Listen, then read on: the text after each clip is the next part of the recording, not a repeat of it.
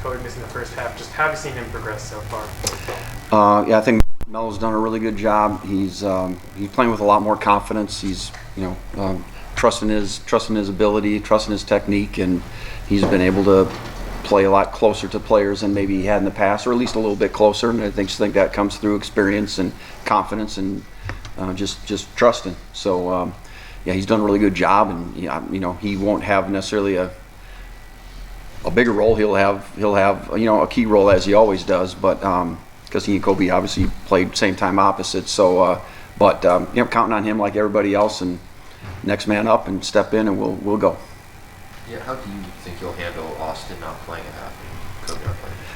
Well, yeah, I mean, I guess it's like anything else. I mean, you almost treat it like he's hurt for a half, and if he was hurt and he wasn't in there, what are you going to do? You're going to go to the next, and I think I said we've played seven different DNs in there this year, so so now we're maybe we're down to 6, and it's unfortunate for Austin.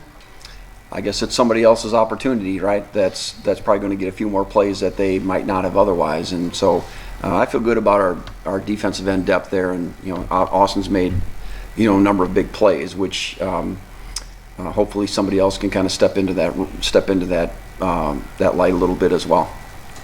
Looking back at Friday, what did you like most about what you guys did on defense? I liked that, again, we second week in a row, I thought we really came off the ball. I thought we really played physical. I thought we were more physical than them, which I'm sure that's something they hang their hat on. I thought we dominated kind of the line of scrimmage in a lot of ways, so that part was good. We had 6 sacks, none of which were off of any kind of pressure, so that was 4-man rush sacks, which is I don't think that's been done around here since 2008. Somebody threw a statistic out there. So that's something we obviously know we need to do, and we were able to do it against somebody I consider pretty quality opponents. So that was really encouraging. I thought our non-blitz coverage was really good also. Sometimes the quarterback had to hang on the ball a little bit, and that allowed the rush to get there. But so I think those combinations of things were good. I thought we started really strong again, 2 games in a row now. We played really well in the first half, and really the whole half, and I know that they had a couple of scores in the second half that were unfortunate, but I thought we maintained a pretty good physical play the whole game long. Something Lance mentioned after the game was how multiple the front 4 can be. So stunts, different fronts. How much have you guys been able to change what you do up front compared to your first 2 years? Yeah, we do a lot more movement, a lot more pre-snap movement stuff. We stem around a lot more to kind of create confusion. We can stem to about 4 different front looks, all within just it's easy for us to do. Hopefully, it's hard for somebody else to figure out and block. I thought we had a package in there at the end where we can kind of toggle between a 4-down front and look and a 3-down front look, and which we hadn't showed before, and I think we're able to do some of those kind of things. And yeah, we do. We have lots of built-in movements to our basic scheme, and then we've got several different types of blitzes and things like that, so I think all in all, hopefully it's a little bit confusing for our opponent, or a little bit difficult to figure it all out, but hopefully it's something that is simple for us. So you've got 3 different DBs with your 4 picks in 2 games so far.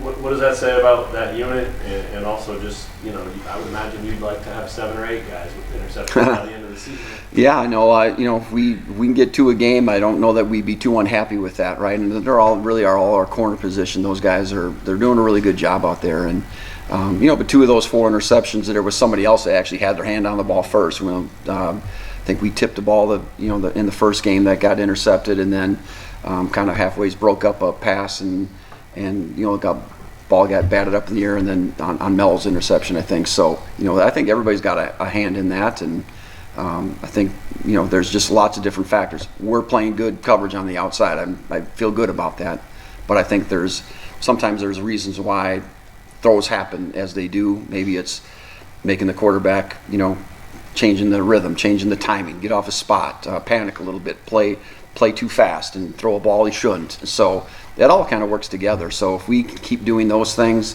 I think we're doing a really good job of creating, again, what we call havoc, disruption, tackles for loss, sacks, and pass breakups, and caused interceptions. And you start quarterback hurries. When you start adding all that stuff in there together, I think we're amongst one of the top teams in the country at that right now after 2 games. So that's certainly a positive step for us. And if we can keep doing that, I think we'll force offensive mistakes, and hopefully more interceptions will keep coming.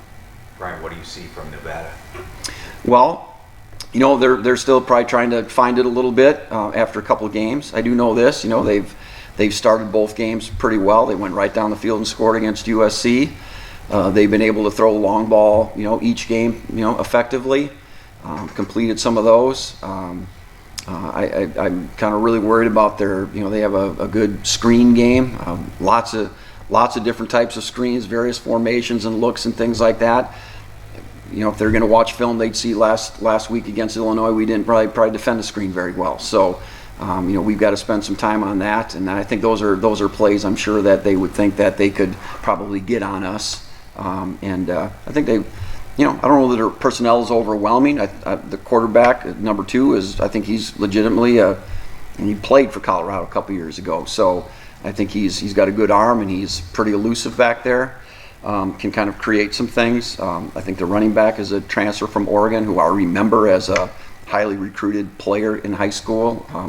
If he gets a little bit of space, he can do it as well. And then they've got a little receiver that they target him a bunch, and he's small, but he's really quick. I think he's good accelerator and things like that. So again, I'm sure they're going to have a plan to try to get him the ball in various ways and let him do his thing in space. So, they've got some personnel that we got to pay attention to. But as I told our guys this morning, it's cliche-ish, but it's true. It's every week there's a new opponent. We're the only constant every week, and so we need to keep playing to our standards, our expectations. We need to keep improving.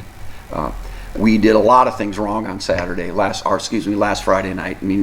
The score was, the result was good. I can tell you all kinds of positive things, but there's a ton of correction stuff that we still got to do. So we've got to keep taking those kind of steps, because the remaining games is only going to get harder and not necessarily going to get easier. So we've just got to pay attention to ourselves and make sure that we're preparing and getting ready to play our best, and then the results are going to take care of themselves. J.B. Brown, you had him line up at defensive end sometimes, linebacker. What is his versus? Yeah, that looked good at that one play, right, when he sacked that guy. I felt like, all right, that was pretty good. So he is our best blitzer. We tried out some of our linebackers at pass rushers, and he was amongst the best guys doing that. So we knew we kind of wanted to put this package together so that we could not always have to. You get in a 2-minute situation and you're not always able to change personnel, and there's certain things that I kind of like out of 3 down front. There's obviously we play mostly 4 down front, but to be able to change that up a little bit and have some different calls, so that's a way that we can do it. And so he's an effective blitzer. He's an effective pass rusher.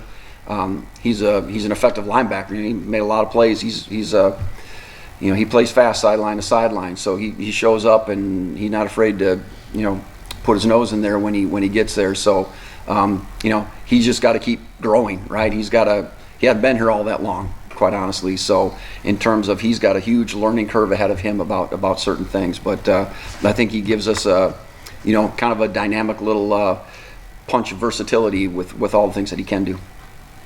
You sense the focus is pretty good from the guys. You had a Big Ten opponent last week. Conference play starts next week. It'd be easy for this one to kind of get shuffled in there in the middle. Yeah, I think you're right. I have not heard or like I would say witness guys where I think we're just going through the motions.